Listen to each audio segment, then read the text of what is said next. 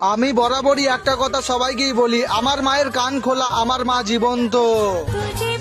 এবং আপনি যদি মায়ের কাছে মন দিয়ে কোনো কিছু চান তাহলে আপনি পাবেন। দাও মা, তুমিই তো মা। মা, তোমার মন্দিরে তুমি এসো, তোমার মন্দিরে মা তুমি এসো। তুমি যদি আশীর্বাদই না দাও ভক্তদের, আমি কি করে দেবো মা?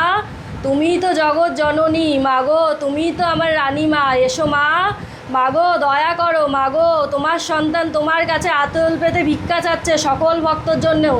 তাদের আশীর্বাদ করো মাগো, যাতে সকল ভক্তকে তোমার আশীর্বাদী ফুল আমি দিতে পারি।